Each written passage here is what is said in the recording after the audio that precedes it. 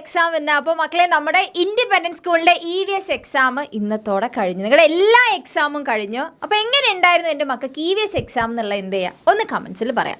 സ്നേഹമിസിന് എന്ത് തോന്നുന്നു question paper കണ്ട സമയത്ത് നമ്മൾ വളരെ ഹാപ്പി ആയി. കാരണം നമ്മുടെ അറ്റാച്ച് സ്കൂൾസിന് ഉണ്ടായിരുന്ന പോലെ തന്നെ വളരെ സിമ്പിൾ ആയിട്ടുള്ള ഒരു ക്വസ്റ്റ്യൻ പേപ്പർ ആയിരുന്നു. അപ്പൊ എന്റെ കുട്ടികൾക്ക് എല്ലാവർക്കും നിങ്ങൾ വിചാരിച്ച പോലെ തന്നെ അടിപൊളിയായിട്ട് ആൻസർ ചെയ്യാൻ വേണ്ടി പറ്റിയിട്ടുണ്ടായിരിക്കും. അപ്പൊ നമ്മുടെ ലാസ്റ്റ് എക്സാം നമ്മൾ അടിപൊളിയായിട്ട് തന്നെ കംപ്ലീറ്റ് ആക്കിയിട്ടുണ്ട്. പിന്നെ നമ്മുടെ ലൈവ് കണ്ടിട്ടുള്ള കുട്ടികൾക്ക് കുറച്ചും കൂടി ഈസി ആയിരിക്കും. കാരണം ഇതേ ടൈപ്പ് ഓഫ് ക്വസ്റ്റ്യൻസ് നമ്മൾ ലൈവിൽ ഡിസ്കസ് ചെയ്തിട്ടുണ്ടായിരുന്നു. ഓക്കെ, അപ്പൊ അങ്ങനെയാണെങ്കിൽ നമുക്ക് എന്ത് ചെയ്യാം, നമ്മൾ പ്രത്യേകം എടുത്ത് പറഞ്ഞിട്ടുമുണ്ട് ഇതുപോലത്തെ ക്വസ്റ്റ്യൻസ് ആയിരിക്കും നിങ്ങൾ കാണാൻ വേണ്ടി പോകുന്നത്. പ്രത്യേകം ഒരു സൂചനയും തന്നിട്ടുണ്ടായിരുന്നല്ലേ. യെസ്, അപ്പൊ എല്ലാം അടിപൊളിയായിട്ട് എന്റെ കുട്ടികൾ എഴുതിയിട്ടുണ്ടായിരിക്കും എന്ന് എക്സ്പെക്ട് ചെയ്യാണ്. സോ ഇന്ന് നമ്മൾ എന്ത് ചെയ്യാൻ പോവാണ്, ഇൻഡിപെൻഡന്റ് സ്കൂൾസിന്റെ EVSന്റെ ക്വസ്റ്റ്യൻസിന്റെ ആൻസർ ആണ് നമ്മൾ ഡിസ്കസ് ചെയ്യുന്നത് കേട്ടോ. സോ ഇന്നത്തെ ഈ ഒരു വീഡിയോയിലോട്ട് നിങ്ങൾ എല്ലാവരെയും വളരെ സ്നേഹത്തോടെ നമ്മൾ വെൽക്കം ചെയ്യാണ്. യെസ്, അപ്പൊ നമുക്ക് ആദ്യത്തെ ചോദ്യം നോക്കാം.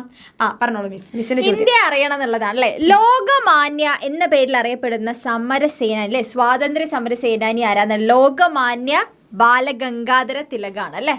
ക്ലിയർ. ഓപ്ഷൻ എ എല്ലാവരും മാർക്ക് ചെയ്തിട്ടുണ്ടായിരിക്കും. സിമ്പിൾ ചോദ്യമാണ്. ഇനി അടുത്തത്. പിന്നെ ആശയപടം പൂർത്തിയാക്കാനാണ് പറഞ്ഞത്. നമുക്ക് തമിഴ്നാട് തന്നിട്ടുണ്ട്. തമിഴ്നാടിന്റെ തലസ്ഥാനം ഏതാണ്? ചെന്നൈ ആണ്. ഓക്കെ, ഭാഷ അവിടെ ഇതാണ്, തമിഴാണ്. നമുക്കൊക്കെ അറിയുന്ന കാര്യമാണ്. കലാരൂപം ഭരതനാട്യമാണ് അല്ലെ തമിഴ്നാടിന്റെ. ഇത് സിമ്പിൾ ചോദ്യം തന്നെയാണ്. ഇനി അടുത്തത്, ബാംഗ്ലൂർ തലസ്ഥാനമായ കേരളത്തിന്റെ അയൽ സംസ്ഥാനമാണ് ചോദിച്ചത് അല്ലെ. അപ്പൊ നമ്മൾ പ്രത്യേകം പഠിച്ചിട്ടുണ്ട് 2 അയൽ സംസ്ഥാനങ്ങളാണ് കേരളത്തിനുള്ളത്. അതില് ഏതാണ് ബാംഗ്ലൂർ വരുന്നത്? കർണാടകയാണ് അല്ലെ. മറ്റേത് ചെന്നൈയാണ് നമ്മളിപ്പോ ഓൾറെഡി കണ്ടതാണ്. അപ്പൊ എന്തായാലും അത് കർണാടക. യെസ്. ഇനി ഈ ഒരു ചോദ്യം എന്ന് പറയുന്നത് നമ്മുടെ അറ്റാച്ച് സ്കൂൾസിനും സെയിം ഇതുപോലെ ചോദിച്ചിട്ടുണ്ടായിരുന്നു. പക്ഷെ ഇതിൽ തന്നിട്ടുള്ള പാറ്റേൺ അങ്ങോട്ട് മാറി. അവർക്ക് ടേബിൾ ആയിട്ടാണ് ചോദിച്ചിട്ടുണ്ടായിരുന്നത്. അപ്പൊ ആദ്യം നോക്കിക്കേ, ഭ്രമണം റൊട്ടേഷൻ തന്നിട്ടുണ്ട്. അതിന്റെ ഡെഫിനിഷൻ ആണ് എന്റെ കുട്ടികൾ ഇവിടെ എഴുതേണ്ടത്. Earth spin around it's axis അല്ലെ, അതിന്റെ സ്വന്തമായിട്ടുള്ള അച്ചുതണ്ടിൽ കറങ്ങുന്നതിനെയാണ് നമ്മൾ എന്ത് പറയാ, ഭ്രമണം അല്ലെങ്കിൽ റൊട്ടേഷൻ എന്ന് പറയാ. അതിന് എത്ര സമയം എടുക്കുന്നു? 24 hours അല്ലെങ്കിൽ 1 day എന്ന് എഴുതാം. അപ്പൊ ഭൂമി അതിന്റെ അച്ചുതണ്ടിൽ സ്വയമായിട്ട് കറങ്ങുന്നതിനെയാണ് നമ്മൾ എന്ത് പറയുന്നത്, റൊട്ടേഷൻ എന്ന് പറയുന്നത്. അപ്പോൾ ഇവിടെ എൻ്റെ കുട്ടികൾ എന്താ എഴുതണ്ടേന്ന് അറിയോ? ഇവിടെ ഡേ ആൻഡ് നൈറ്റ് ആണ് കേട്ടോ എഴുതേണ്ടത്. കാരണം ഡെഫിനിഷൻ ഓൾറെഡി കൊടുത്തിട്ടുണ്ട്. പകലും രാത്രിയും മാറി മാറി വരാനുള്ള കാരണം എന്താണ്? ഈ പറയുന്ന റൊട്ടേഷനാണ്. കാരണം ഇവിടെ നിങ്ങൾക്ക് ഡെഫിനിഷൻ തന്നിട്ടുണ്ടല്ലോ. ഇവിടെ കണ്ടോ, ഋതുക്കൾ ഉണ്ടാകാൻ കാരണമാകുന്നു, റെവല്യൂഷനാണ് വരുന്നത്. അപ്പോൾ ഇവിടെ ഡേ ആൻഡ് നൈറ്റ് എഴുതി കൊടുക്കാം. ഇനി ഇതിന് 365 ദിവസം അല്ലെങ്കിൽ 1 വർഷമാണ് വരുന്നത്. ഇനി എന്താണ് നമ്മുടെ റെവല്യൂഷൻ്റെ ഡെഫിനിഷൻ എഴുതണം? Earth revolve around the sun അല്ലേ, നമ്മുടെ സൂര്യനെ ഭൂമി ചുറ്റുന്നതിനെയാണ് പരിക്രമണം അല്ലെങ്കിൽ റെവല്യൂഷൻ എന്ന് പറയുന്നത്. ഇനി അടുത്ത വളരെ സിമ്പിൾ ആയിട്ടുള്ളത് നമ്മൾ ലൈവിൽ പറഞ്ഞിട്ടുണ്ടായിരുന്നു. ഇത് പഠിക്കാതെ പോവരുത്, വളരെ വളരെ ഇമ്പോർട്ടൻ്റ് ആണെന്ന് പറഞ്ഞൊരു സാധനമാണ്. കുറച്ച് ഗ്രഹങ്ങളുടെ പേര് തന്നിട്ടുണ്ട്. എന്നിട്ട് എന്താ പറഞ്ഞിട്ടുള്ളത്? ഗ്രഹങ്ങളെ സൂര്യനിൽ നിന്നുള്ള അകലത്തിൻ്റെ അടിസ്ഥാനത്തിൽ ശരിയായ ക്രമത്തിൽ എഴുതണം. അപ്പോൾ എങ്ങനെയൊക്കെ എഴുതാം? മെർക്കുറി, ദെൻ അത് കഴിഞ്ഞ് എർത്ത്, പിന്നെ നമ്മുടെ ജുപ്പിറ്റർ, ദെൻ യുറാനസ്. അപ്പോൾ ബുധൻ, ഭൂമി, വ്യാഴം, യുറാനസ്. ഇത് ഈസി ആയിട്ട് നിങ്ങൾ എല്ലാവരും എഴുതിയിട്ടുണ്ടായിരിക്കും. ഓക്കെ, ഇനി അടുത്ത ചോദ്യമാണ് സ്റ്റേറ്റ്മെൻറ്റ് ടൈപ്പ് ഓഫ് ക്വസ്റ്റ്യൻ. അപ്പോൾ സൂര്യനെ ചുറ്റുന്ന ആകാശഗോളങ്ങളാണ് ഗ്രഹങ്ങൾ എന്ന് പറയുന്നത്. ശരിയാണോ? നമുക്കറിയാം സൂര്യനെ ചുറ്റുന്ന സെലസ്റ്റിയൽ ബോഡീസ് ആണ് പ്ലാനറ്റ്. അപ്പോൾ അത് ശരിയാണ്. ഇനി സൂര്യനോട് ഏറ്റവും അകലെയുള്ള ഗ്രഹമാണ് യുറാനസ്. ഇത് ഇതുപോലെ തന്നെ നമ്മുടെ അറ്റാച്ച് സ്കൂൾസിനും ചോദിച്ചിട്ടുണ്ടായിരുന്നു. ഇവിടെ എന്താ വരണ്ടേ? നെപ്റ്റ്യൂൺ ആണ് വരേണ്ടത്. അതെ. ഓക്കെ, ഇനി ഗ്രഹങ്ങളെ ചുറ്റുന്ന ആകാശ വസ്തുക്കളാണ് ഉപഗ്രഹങ്ങൾ എന്ന് പറയുന്നത്. അതെന്താണ്? ശരിയായിട്ടുള്ള കാര്യമാണ്, സാറ്റലൈറ്റ്. ഏറ്റവും ചെറിയ ഗ്രഹമാണ് ചൊവ്വ, അല്ല മെർക്കുറിയാണ് ഏറ്റവും ചെറിയ ഗ്രഹം എന്ന് പറയുന്നത്. അപ്പോൾ എയും സി ആണ് ശരിയായിട്ടുള്ളത്. സോ ഓപ്ഷൻ 2 ആണ് എൻ്റെ കുട്ടികൾ എഴുതേണ്ടത്. ഓക്കെ, ഇനി അടുത്ത് നോക്കാം. പൗർണമി ദിനത്തിൽ സൂര്യൻ, ചന്ദ്രൻ, ഭൂമി എന്നിവയുടെ സ്ഥാനം വരച്ച് ചേർക്കുക. സെയിം ചോദ്യം നമ്മുടെ അറ്റാച്ചറിലും ചോദിച്ചിട്ടുണ്ടായിരുന്നു. അവരോട് പറഞ്ഞത് ന്യൂ മൂൺ ആണ് ചോദിച്ചതെന്നുള്ളൂ, അതായത് അമാവാസി. നിങ്ങളോട് അതിന് നേരെ ഓപ്പോസിറ്റ് ചോദിച്ചു പൗർണമി. ഇത് വരയ്ക്കാനും ഇതിൻ്റെ കോഡൊക്കെ നമ്മൾ ഫുൾ സെറ്റായിട്ട് പഠിച്ചതാണ്. സെമ്മ് ഫുൾ എന്ന് പഠിച്ചു അല്ലേ. അപ്പോൾ സൺ, എർത്ത്, മൂൺ ഈ ഒരു ഓർഡറിൽ നിങ്ങൾ വരച്ചു കഴിഞ്ഞാൽ ഇവിടെ നിങ്ങൾക്ക് ഈസി ആയിട്ട് മാർക്ക് സ്കോർ ചെയ്യാം. ഇനി അടുത്തതാണ്, കലണ്ടറിൽ കൊല്ലവർഷം, ഹിജറ വർഷം എന്നിവ മാത്രമാണ് ഉണ്ടാകുക. അത് ശരിയാണോ? അല്ല. വേറെ കുറേ ആളുകളെ നമുക്ക് കാണാൻ പറ്റും.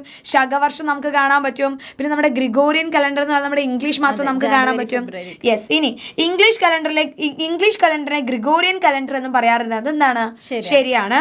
ആദ്യത്തെ മലയാളം മാസമാണ് ചിങ്ങം അല്ലെ, ചിങ്ങല്ലേ തുടങ്ങുന്ന, അപ്പൊ അത് ശരിയാണ്. കൊല്ലവർഷത്തിന്റെ മറ്റൊരു പേരാണ് ഹിജ്റ വർഷം, അത് തെറ്റാണ് അല്ലെ. അപ്പൊ ഇവിടെ ശരിയായിട്ടുള്ളത് ഏതാണ്? ബിയും ശരിയാണ്, സിയും ശരിയാണ്. Okay okay. പിന്നെ നമുക്ക് ദിക്കറിയാനുള്ളതാണ് അല്ലെ. അപ്പൊ സിമ്പിൾ ആയിട്ടുള്ള ഒരു ക്വസ്റ്റ്യൻ ആണ് ദിക്കറിയാന്നുള്ളത് അല്ലെ. കഴിഞ്ഞ നിങ്ങളുടെ അറ്റാച്ച്ഡ് സ്കൂളിലാണെങ്കിലും സിമ്പിൾ തന്നെയായിരുന്നു ക്വസ്റ്റ്യൻസ്. പക്ഷെ 2 ചോദ്യങ്ങൾ ഈ ചാപ്റ്ററിന് ഡയറക്ഷൻ ബേസ്ഡ് ആയിട്ട് ചോദിച്ചിട്ടുണ്ട്. അതെ. ഓക്കെ, അപ്പൊ നമുക്ക് നോക്കാം അല്ലെ. കുറെ ഫ്ലവേഴ്സ് ഇവിടെ തന്നിട്ടുണ്ട്. ഇനി ചോദ്യം നോക്കാം. കുളത്തിന്റെ ഏത് ദിശയിലാണ് ജമന്തി ഉള്ളതെന്നാണ് പറഞ്ഞത് അല്ലെ. അപ്പൊ നമ്മൾ വരച്ചപ്പോ നമുക്കറിയാം വെസ്റ്റ് സൈഡിലാണ് എന്ത് ജമന്തി ഇരിക്കുന്നത്. പടിഞ്ഞാറ് ഭാഗം. പിന്നെ ഡാലിയയുടെ പടിഞ്ഞാറ് ഭാഗത്തുള്ള ചെടി ഏതാന്നാണ് ചോദിച്ചത്. അപ്പൊ ഡാലിയ ഏതാണ്? അതിന്റെ പടിഞ്ഞാറ് ഭാഗത്തുള്ളത് ഏതാണ്? സൂര്യകാന്തി. ഓക്കെ, സോറി ഡാലിയ ഏതല്ലേ വരുന്നത്? അതിന്റെ വെസ്റ്റ് സൈഡാണ് ചോദിച്ചത്, സൗത്ത് അല്ല. Okay, west. പടിഞ്ഞാറാണ്. ഞാൻ നേരെ താഴോട്ട് റോസ് ആണ് കാണാൻ പറ്റുന്നത്. ഇനി കുളത്തിന്റെ തെക്ക് പടിഞ്ഞാറ് ഭാഗത്തുള്ളതാണ് ചോദിച്ചിട്ടുള്ളത് അല്ലെ. അപ്പൊ തെക്ക് പടിഞ്ഞാറ് എന്ന് പറയുമ്പോ ഏതാ വരിക? തെക്ക്, സൗത്ത്, പടിഞ്ഞാറ്. ഇതിന്റെ ഇടയിൽ ഇതാണ് മുല്ല, ജാസ്മിൻ ആണ് വരുന്നത്. ഓക്കെ. പിന്നെ ചെമ്പരത്തി കുളത്തിന്റെ ഏത് ദിശയിലാണെന്നാണ് ചോദിച്ചത്. നമുക്ക് ചെമ്പരത്തി തന്നിട്ടുണ്ട്. എവിടെയാണ്? നോർത്ത് ഈസ്റ്റ് അല്ലെ. രണ്ടിടയിലാണ് ഇരിക്കുന്നത്. ഓക്കെ, അതിവിടെ കറക്റ്റ് തന്നിട്ടുണ്ട് അല്ലേ. ഡയറക്ഷൻ അവിടെ കറക്റ്റ് എഴുതി തന്നിട്ടുണ്ട്. ഈസി ക്വസ്റ്റ്യൻ, കോപ്പി അടിച്ച് എഴുതിയാൽ മാത്രം മതി. ഇനി അടുത്ത് നോക്കാം. ഓക്കെ, പിന്നെന്താ? തുളസിയുടെ തെക്ക് ഭാഗത്തുള്ള ചെടി ഏതെന്നാണ്? അത് ഏതാ വരിക? ചെണ്ടുമല്ലിയാണ് വരിക. ഇനി അടുത്ത ചോദ്യമാണ്, ഒരു പ്രദേശത്തെ കെട്ടിടങ്ങൾക്ക് നമ്പർ അനുവദിക്കുന്നത് ഏത് സ്ഥാപനമാണെന്നാണ് ചോദിച്ചിട്ടുള്ളത്. ഏത് ആൻസർ വരിക? നമ്മുടെ പഞ്ചായത്ത് ഓഫീസാണ്. 4 ഓപ്ഷൻ തന്നിട്ടുണ്ട്. ഇത് നോക്കിയിട്ട് നമ്മൾ കോപ്പി അടിച്ച് എഴുതിയാൽ മതി. സിമ്പിൾ ചോദ്യം. ഇനി ഇത് നമ്മുടെ അറ്റാച്ചറിലും ചോദിച്ചിട്ടുണ്ടായിരുന്നു. ഓരോരോ തദ്ദേശ സ്വയംഭരണ സ്ഥാപനം ഏതാണ് അവരുടെ ഭരണത്തലവൻ, അതായത് മാച്ച് ദ ഫോളോയിങ് ആയിട്ടാണ് അവർക്ക് ചോദിച്ചത്. ഇത് നിങ്ങൾക്ക് ഫില്ലിംഗ് ദ ബ്ലാങ്ക്സ് ആയിട്ട് ചോദിച്ചു. ഇന്നലത്തെ ലൈവിൽ മിസ് കൃത്യമായിട്ട് പറഞ്ഞത് ഇത് പഠിക്കാതെ പോവരുത് അത് അതുപോലെ ചോദിച്ചിട്ടുണ്ട്.